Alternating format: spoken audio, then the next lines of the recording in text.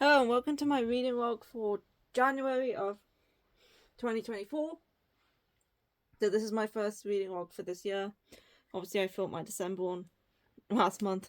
This is the first reading log for stuff that I read this year for January. And this month I read a total of 23 volumes, which is less than last month. Last month I read 27. There was a few days where I was distracted or was doing other things, so I didn't get anything read. But I did manage to get through 23 volumes this month. And the first volume I read this month was The Case Study of Vanitas Volume 10, which I gave 4 stars.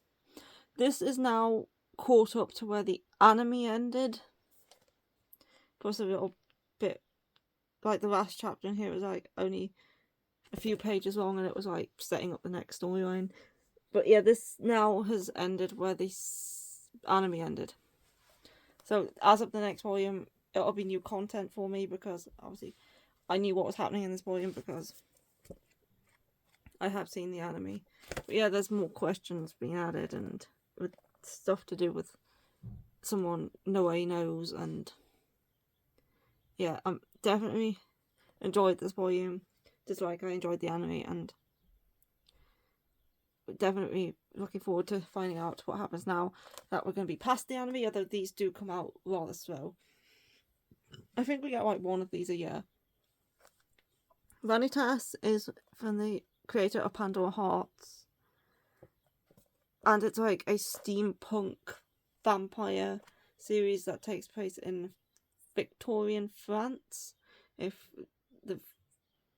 I don't know what the Victorian era in France was called. I know it's the Victorian era here, but I don't know if the French have another name for the era, or whether it's still just called the Victorian era. I don't know. So it takes place in that time in France. We have a vampire Noe and a human Vanitas, who has this book called the Book of Vanitas, which originally belonged to the vampire of the Blue Moon, who went by the same name, and he's going around curing curse bearers. And a curse bearer is a vampire who's lost their true name, and Vanitas uses this book to give them back their true names and like cures the curse bearers. And he's doing this to get revenge on the original Vanitas, who was like his teacher. And he teams up with Noe, who is a vampire who's recently come to France. Yeah, it's like steampunk vampires. It's a good time. I enjoy this series. The thing I read on the second and third is a 2-in-1, so I did it over 2 days. And I gave this one 4 stars too, and that is Alice in Borderland Volume 7.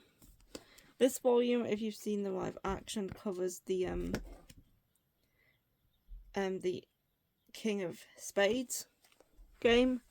Although it is a lot different in the manga than it was in the live action. I think that was mostly the only thing that was covered in these volumes. Oh, it ended the Jack of Hearts. That's right. This volume ended the Jack of Hearts game, which was quite a lot similar. It wasn't live action, just a few characters were changed. And then the King of Spades, I think, covered the majority of the rest of this volume, if I can remember. Yeah, it did. It did. Most, like, I'd say like 85% of this volume was King of Spades. So yeah, I did enjoy it. As I said before, I do prefer the live action and the direction the live action took, but I do really enjoy the manga as well. And the series is ending in 2 volumes time. I think Omnibus 9 is the last one, because I can't think of I can only think of 2 games that are like for that. I know 3 games from the live action that haven't been included yet, but I know one of those games was a live action original, and so I can only think of like 2 other ones that need to be done, and that's like, I won't say which ones they are because of spoilers, but yeah, I can only think of 2 more games that need to be done, leaving out the Queen of Spades, which was live action exclusive. Yeah, I still enjoy Alice in Borderland. Next, on the 4th, I read the 2nd volume of The Summer Hikaru Dies, which I gave 3.5 stars, which would be a 7. This is like a creepy, like eldritch, Lovecraftian sort of horror series about 2 friends Yoshiki is the boy on the front, and then this one is Hikaru. And one day Hikaru dies, and he is replaced by something that is Hikaru, but isn't Hikaru. He's like this real crafty monster who's taken on Hikaru's form, and there's like some folklore involved, and like something to do with the creatures in the mountains, and it's mysterious. I'm not 100% sure what's going on yet, although this is only the second volume. And our main character here, Yoshiki, knows that his friend Hikaru is not the Hikaru he knew. He's something else. But he doesn't know whether he can distance himself from him or not, because he misses Hikaru. And this person is kind of Hikaru, but not. And so he knows he shouldn't be being with this creature. He's been warned. But he can't help it because it's like Hikaru to him, but not Hikaru. So yeah, it's good. It's creepy. It has that real crafty and horror vibe to it. Yeah, I enjoy it, and I'm looking forward to finding more out about the Hikaru creature and the mystery surrounding the mountain and this thing that these men were mentioning about it. And yeah, I think Volume 3 is out soon. I think Volume 3 is out in Japan, but I don't know if Volume 4 is out in Japan yet, so it might be a while between 3 and 4 over here. Anyway, next on the 5th, I read Like a Butterfly Volume 2. I gave it 4 stars. This was a super cute volume. These two are just so cute together. They're both introverts. She has trouble talking to people, where she like hardly says anything, and then he has trouble talking to girls. He's perfectly fine with talking to his male friends, but when it comes to talking to girls, he's not very good at it. So they're both, it's about two introverts like falling from each other, and they had some cute moments in this volume, and I did like this volume more than the first one. I thought this one was super cute, and I'm looking forward to getting more now. This is Sumo Ishida. Yeah, I've heard it's a slow burn, but they're already seeming to be getting closer. So I'm not sure how long it's going to take for them to actually become a couple, but if it's volume 3 or 4 again, then I don't consider that a slow burn. I've read series in the past where people have told me, oh, this is a slow burn romance, and then they get together in volume 3, and I'm like, that's not slow burn. I was expecting them not to get together until like the last 2 volumes. So yeah, I think I have a different definition of slow burn to what others do. Because my definition of slow burn is not getting together until like over halfway through the series. Whereas these two, well, I've read things before that have been called slow burn where they get together in like volumes 3 or 4. And I don't know if this is going to be like that, or whether this one's an actual slow burn where they're not going to get together in like the first 5 volumes. But we'll see.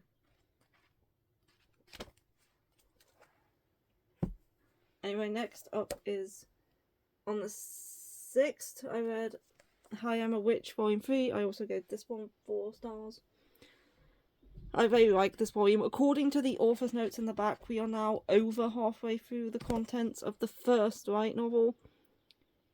So my guess is that there's going to be 4 volumes for light novel 1. And then 4 novels for volumes for light novel 2. Because the light novel's 2 volumes in total, it's completed 2.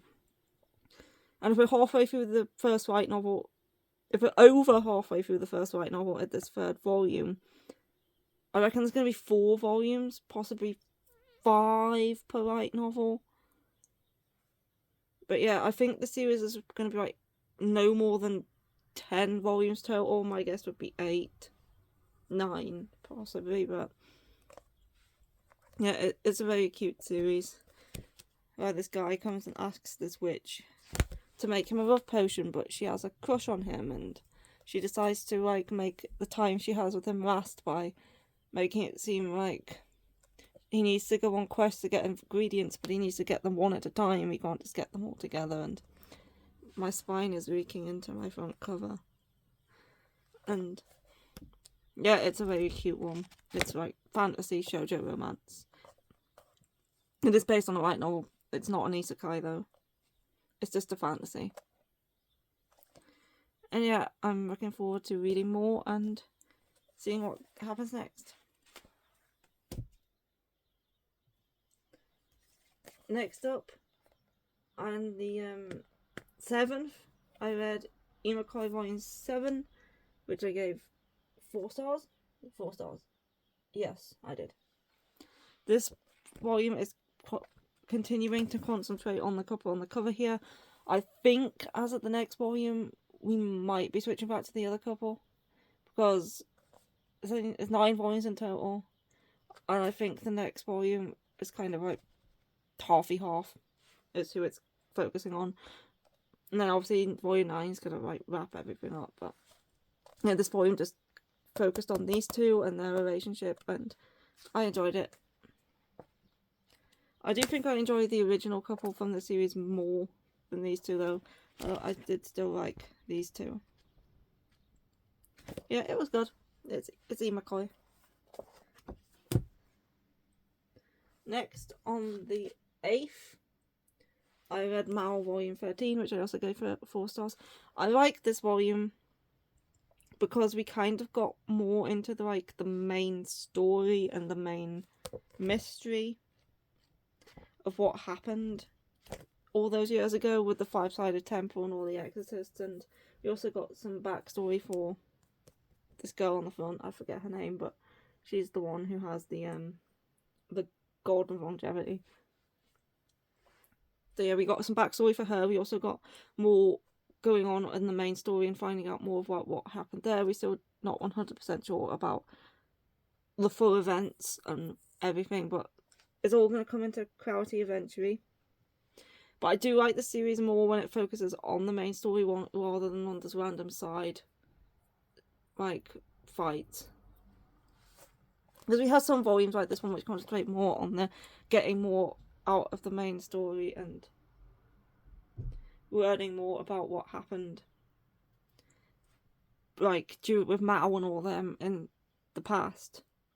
And then we have some volumes which are just more side story sort of stuff, where they're just fighting random yokai and stuff.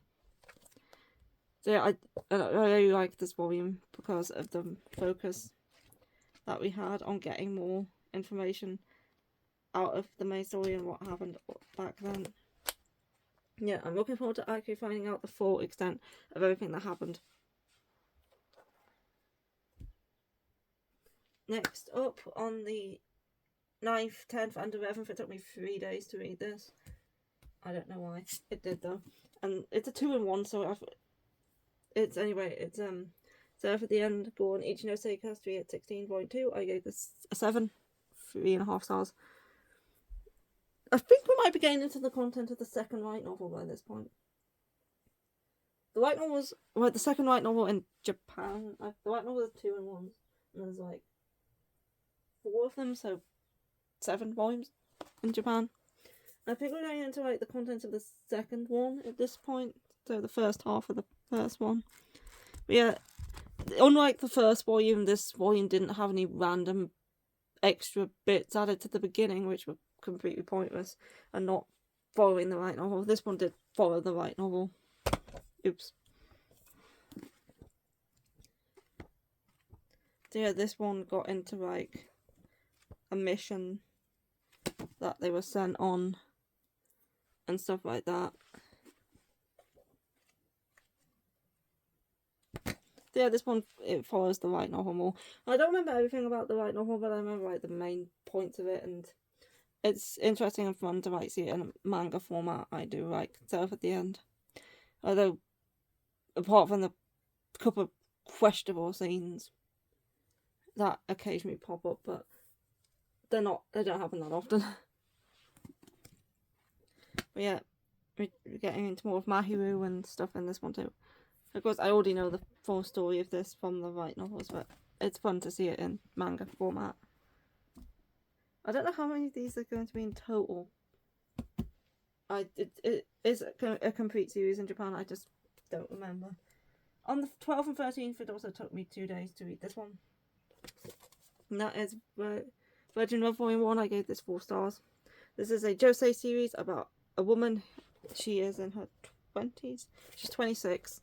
And she's still a virgin. And she has, like, insecurities about the fact that she's still a virgin at 26. And she's never been in a real relationship before, because every time she interacts with a guy, she just, like, sees him as a friend, and she talks to him the same way she would talk to a woman, basically. And so she's never been in a real proper relationship before. She's had a crush when she was younger, but it didn't go anywhere. And so she meets this guy who works in a bookshop that she often goes into. And the two of them decide to go to this place called the Love House together, which is like an experiment that this, like, I think it's a pharmaceutical company's doing, where they're putting 6 strangers into a share house together to see if any can find love.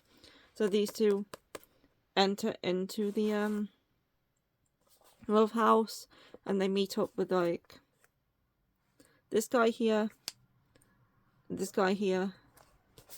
and then these 2 girls here are the 6 people in the Love House. And obviously, right now the main focus is on her, and I don't know much about the side characters, but I reckon, especially once it gets into these 2 stories, I reckon it'll, and fleshes out those characters more, they'll become more interesting. But right now we're focusing on our main character here. And I think she's currently in, like, a love triangle between these 2 guys. And at this point, I don't know which one. I'm usually good at guessing with these things, but my guess, this is totally a guess because I have not read beyond Volume 1 and I know absolutely nothing about what happens in the series beyond Volume 1. But my guess was that in the end of the series, she's probably going to pick this guy with the glasses.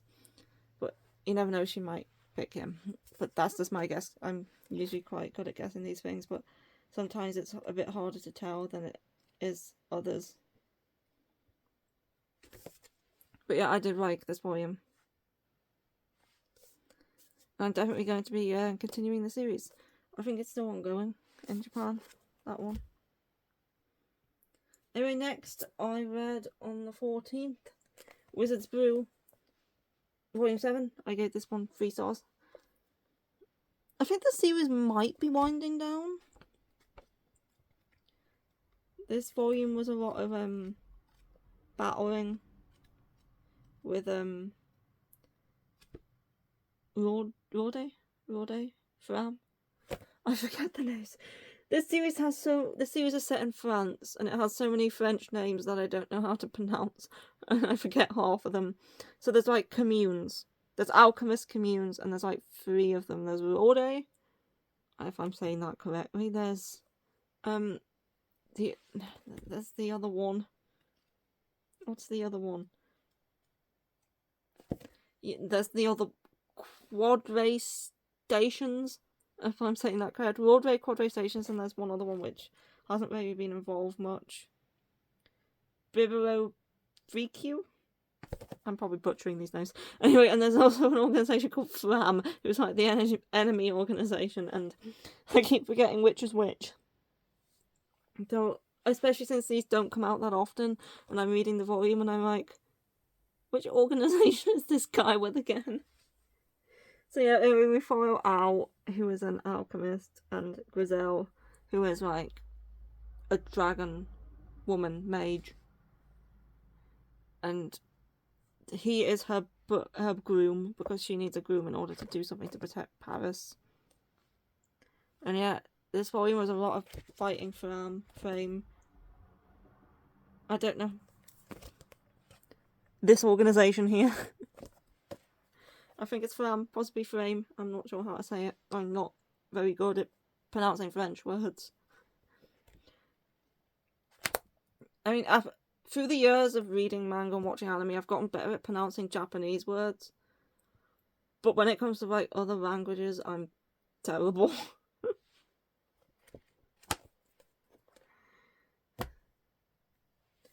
Anyway, next, I didn't read anything on the 15th. I was booking tickets.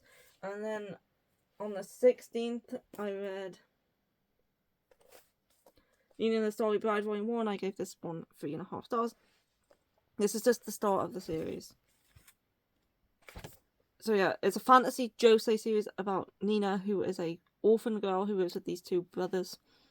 And then something happens and Nina gets sold out to the prince, this guy, Azor. And he takes Nina to become the new princess, because the original princess is dead and she was also like a priestess, and Nina needs to take her place, which is possible because the princess was kept locked away. No one knew what she looked like, so now she's taking the place of the princess slash priestess, and because they have the same colour eyes, and having blue eyes is what anyone knew about the princess, is that she had blue eyes. Yeah, she's taken her place and become the new princess, and I enjoyed this volume. I know there's a lot of like shipping discourse around this volume with Azor and Set. As of this first volume, I prefer Azor because Set hasn't come into it yet, obviously. But I think I'm probably going to continue to prefer Azor throughout the series from what I've seen of online and stuff. So yeah, I like this first volume. I'm going to continue it. I like supporting Josei series because we do not get enough of them in English. And I also like my fantasy shows, like Shoujo fantasy. So yeah, I enjoyed this one.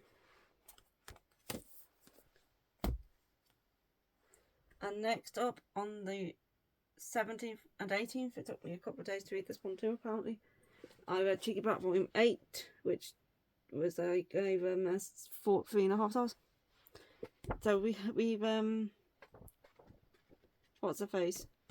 Yuki? Is it Yuki? Or is it? I think it's Yuki. Yeah, I think her name's Yuki. I know it's something like that.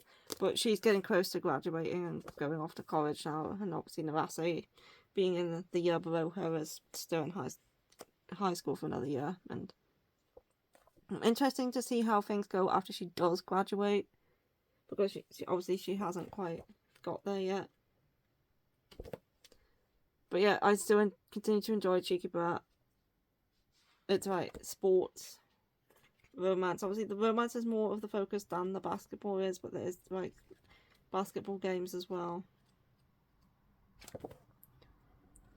Yep. And next up, I finished Red River. I read Volume 27 and then Volume 28, gave them both 4 stars. Yeah, I've completed the series now. It's done. And it was recently announced by Viz Media that this series is getting reprinted in 3-in-1 omnibuses, which is amazing news because the people who haven't been able to read the series because it's ridiculously expensive are now going to have that opportunity to read it, especially here in the UK where we don't have access to the digital version via the Viz app. So yeah, super exciting news that we are getting reprints of this. And I'm hoping if it sells well, it will lead to reprints of other like classic shoujo such as Basara, so I can actually read the second half of that. Free Save My Earth from Far Away. And I'd also really like to see reprints of Honey and Clover, which is a series I really like the anime for, but haven't been able to find the manga. So hopefully, if Red River sells well, we'll get more. But yeah, it's super exciting news because nobody ever thought this was going to happen, because Viz has said in the past that they wouldn't, but they've obviously seen the demand at last, finally. It only took like years and years of screaming at them on Twitter. Not that I was involved in that, I just noticed it.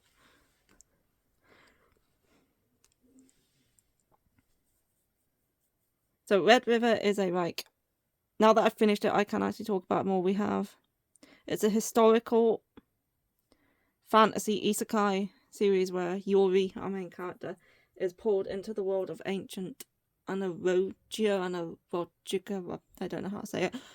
And she, like, gets involved with the Hittite people in, like, what's the name of the city?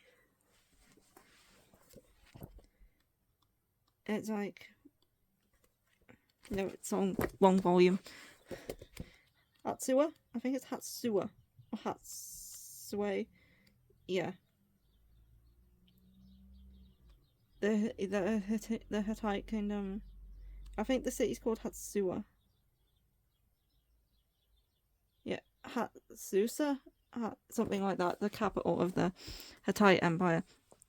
So yeah, she's sent back there and she gets involved with the Hittite people who... The reason she was sent back is because the Taiwanana, or the queen of the Hittite Empire place, she summons her in order to do this ritual, which she can use to kill all the princes except her own son, Prince Judah, who she wants to be on the throne. But obviously, everyone is against this, and Yuri has just been sucked into this strange world out of modern day for the 90s Japan. And all she wants is to go home. So she teams up with like Kyle Musari, I think his name is. I'm bad with these names. And he's one of the princes, but he's like the favourite prince to like rule. And like, so she's trying to get home. But I'll say it's more historical than fantasy. There is fantasy elements to this series. Like Nakia obviously has the ability to draw Yuri in from another world, for one thing, but she also has the ability to control people's minds through giving them this thing called black water, and she feeds it to them, and she then like has mind control over them. And Kyle also has some control over wind, but he never uses it much other than in the ritual in which they do to try to send Yuri home. So Kyle's control over the wind isn't really brought up very often. And Naki's black water is brought up more often, but it's not constantly there. So I'd say the historical elements are kind of more heavier than the fantasy elements. Like, there's no big magic battles or people with powers or beyond the black water and such. And even then, they're not used that often. So yeah, there is wars happening, but all these wars are fought with like swords and chariots on horses and stuff. There's no like superpowers being thrown around like you would have with the dragons in Yona of the Dawn. It's all more like historical, and there is some like historical facts thrown in every now and then as well. As the story goes on, you will get like a historical fact about the Hittite Empire, because King Masari II was a real person, and so was Ramses, I think his name is, of Egypt. He was one of the pharaohs of Egypt. And obviously you get stuff like Nefertiti, the other one, not Cleopatra, the other famous Egyptian queen. There was Nefertiti, there was Cleopatra, and there was another one, but I forget her name. And you get stuff with them. And obviously, so yeah, there is some historical accuracy, but obviously it's not historically accurate because Yuri was transported from modern Japan to get into this world, obviously, and they claim her to be, what's her face? One of the gods. Why do I can never remember names? Ishtar. They claim Yuri to be like the reincarnation of Ishtar, who's come into their world to like help them and stuff. She's not, but that's what they claim. So yeah, it was a very good series. I really enjoyed it a lot. It was a lot of fun. There are obviously some elements in here that may not have aged well, but I don't mind it. It's fiction at the end of the day. And this final volume here contains the final chapter of the main story. It also contains some short stories, one of them based off a real life tablet that was uncovered in the ruins of Hatsuo about horse training. And this character here, Kikui, was based off of the guy who wrote the tablet. So there's a short story about him. There's a short story about Yuri and a place called Cappadocia, which is like a place with a bunch of mushroom-shaped rocks. And there's a short story about that. And then there's a short story at the end called Orontes. Oronthus, is that the name of the river? Love story, which is about their Kyle and Yuri's granddaughter, which is also based off like the fact that in actual history, Musari's granddaughter married King Ramses II of Egypt. So yeah, there is some like historical accurate facts. sprinkled in amongst all the shoujo historical romance fantasy-ish parts. It's a good series. I do recommend picking up the 3-in-1s when they do release. At least I myself enjoyed it.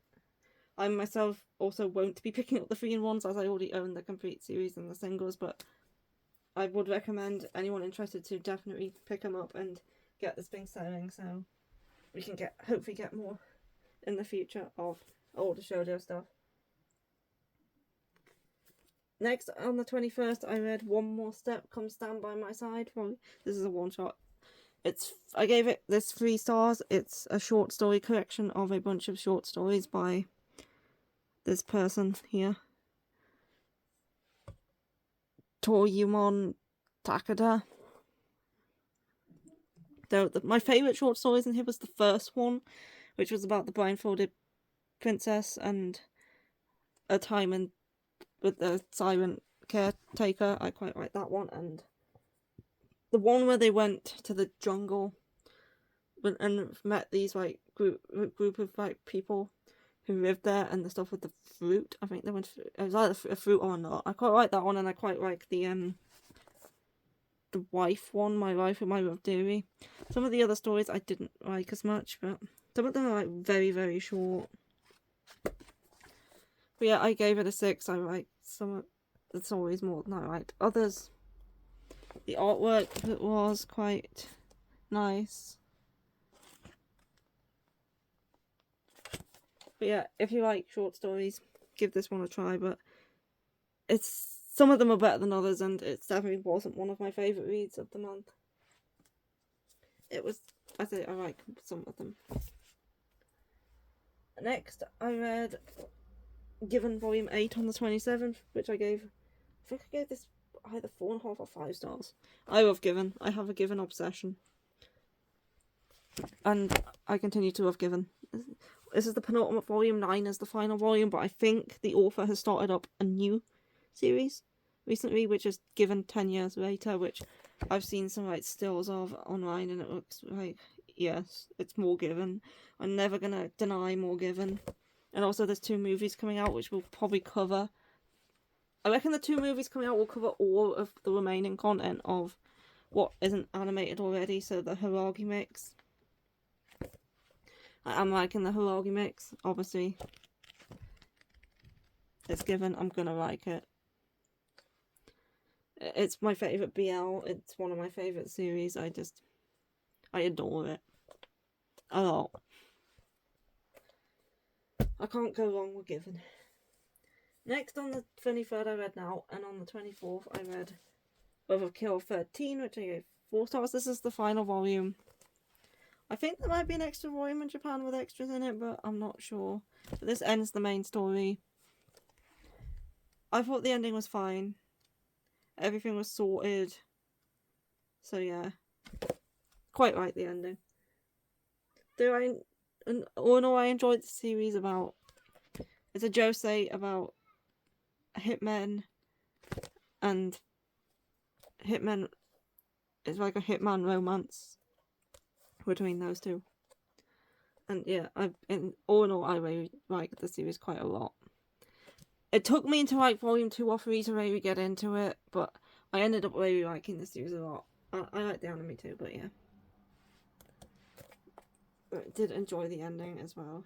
It probably wasn't my favourite ending, but it got things done. It got it ended. It happened. And yeah. And next we have, I read on the 25th, Cherry Magic Volume 9, which was, I gave a 7, 3.5 stars. This volume had quite a lot of content revolving around our side couple, these two. The names who often elude me, as do names often do. What is your name? Oh, I can't really remember. Doesn't matter. Anyway, it involves around those two. Quite a lot. I'd say maybe half of this volume. Is that half? Let's see, where? No, that's the other guy. Let's have a look at the contents.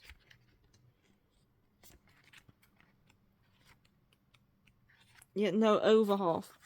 Over half of this one. Though this part here focuses on our side couple, whereas this part is our main couple. Yeah, I like Cherry Magic, it's very cute. There's an anime airing currently, I haven't watched it yet. I like to wait till anime ends and then just watch it all at once. And I like to wait to see if it's going to get dubbed first as well. I prefer watching in dub over having to read subtitles.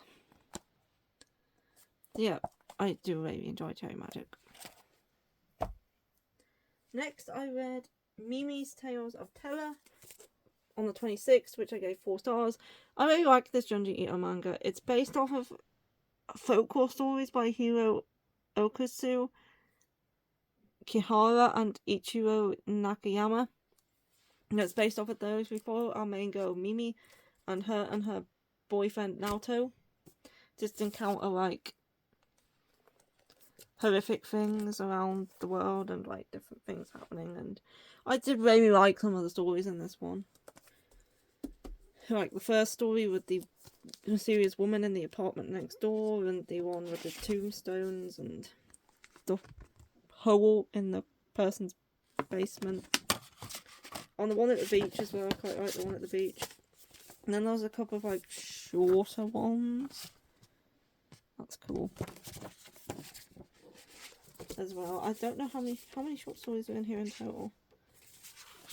Yeah. Those ones. Right, on the utility pole was a very short one.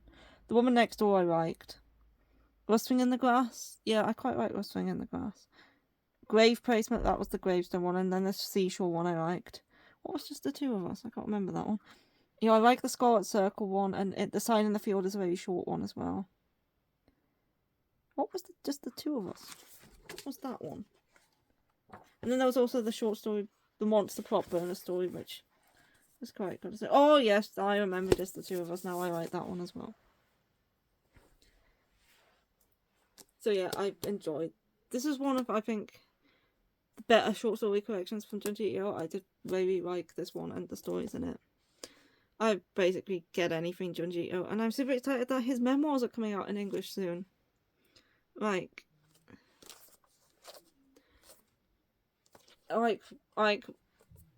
because it's interesting the ideas where he gets his manga from. Like, my sister's terrible with horror, but I made her read the Shiva Junji Ito short story collection, and her favourite part was like the beginning and end of every story. He had a little bit of information about where he got his ideas from, and she was mentioned how she would really love to read his memoirs because he seems like an interesting person, and now his memoirs are coming out in English, which is super exciting, and I would really enjoy reading them. So yeah, that's me Junji Ito for the month. Next, I read on the 27th, I read the 3rd volume of Boys Abyss. I gave this 4 stars. This is a super messed up, dark series. It's depressing. It's great. I wouldn't recommend it to everyone unless you like... If you can, like, into Shuzo Oshimi and Yosano, things like that, you'll probably enjoy it. But it's definitely dark, it's definitely depressing, it's definitely fucked up, and... I don't think everybody could handle the stuff that happens in this series. But yeah, I like a good, dark, messed up, depressing story, so I enjoy this, and I'm going to see how off the rails it becomes, because more bad shit just keeps happening, and I'm here for it. And I'm just going to see how many more women try to get in his pants. And the motivations behind why they do so. Next, on the 28th, I read Call the Name of the Night, Volume 3. I gave this 4 stars. Again, this is like a cute fantasy, fairy tale-esque, like, seinen series about a girl with an illness that causes her to, like, call the night to herself. And she's living with this doctor, and he's trying to cure her, and when she gets, like, stressed or anxious, it tends to happen more, and there's this boy who's the postman, and he makes himself into a little goat so he doesn't scare her when he comes to see her, and yeah, it's just about, it's kind of slice of lifey with the, like, the fairy tale-esque fantasy stuff thrown in. At least this volume was very slice of lifey, and yeah, I enjoyed it, and the artwork is very great. It's like great artwork, super nice artwork. So yeah, I enjoyed that one. 2 more to go. On the 29th, I read Tsubaki Child Lonely Planet Volume 5, which I also gave 4 stars. This is Miki Yamamori, same author's Daytime Shooting Star and In the Clear Moonlit Dusk, which I also enjoy In the Clear Moonlit Dusk, and I've only read 1 of Daytime Shooting Star so far. But yeah, again, I enjoyed this volume. It's an age gap romance. If you don't like reading age gap romance, then probably avoid this one. It is quite a big age gap. She's 16 and he's 28. As I say, it's fiction, so I don't really care. But yeah, I enjoyed this volume. And it was cute. I liked it.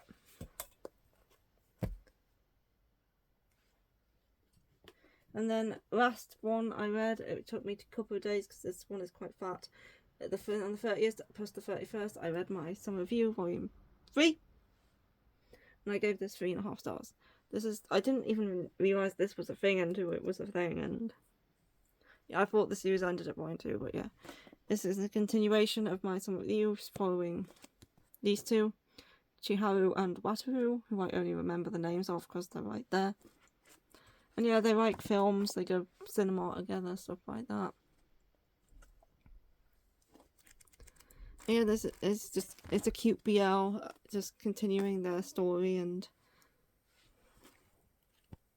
they're still in college in this one. They're in college in the last one, but they're still in college in this one. There's also a short peek at the end of the first few pages of this series, which is out. I just haven't picked it up yet, and that is My Ultramarine Sky. There's a part of the first chapter of that in here as well. I didn't read it because I'm planning to pick up the actual volume, so I just read it then. Yeah, it's cute. I liked it. There's a sweet BL between 2 guys who like films and end up... The first volume they went on a film pilgrimage together to go to all the locations of where that were featured in their favourite film. This one's just continuing their story and their relationship. Anyway, and that's everything I read for January of 2024. I haven't got a haul yet. I haven't ordered a haul in yet. I'm still reading through my stuff I got last month, so there will be a haul some point this month. It might be close to the end of the month because I haven't got anything yet, but it will be happening. I just haven't picked anything up yet. Anyway, I hope you enjoyed the video, and I will see you for another one at some point. I'm thinking about some ideas, and one of the ideas I came up with because of the excitement of Red River and Correct Decides to Die getting licensed recently. I was thinking about doing my top 10 manga series I would like to see licensed. I have a few on the list already, and I would have to think. If I did top 5, I would have them all. But I was going to look into some more series that I'd like to see licensed and try to do a top 10. So I also have currently working on top 5 series from each demographic, like my top 5 shoujo and my top 5 shonen I have listed out already. My top 5 josei I have 3, and my top 5 seinen I have 2. So once I get all those lists sorted, I will probably be doing separate videos for each of those top 5s. And I will try to come up with some more ideas as well. So anyway, I hope you enjoyed the video, and I'll see you for another one at some point, and bye!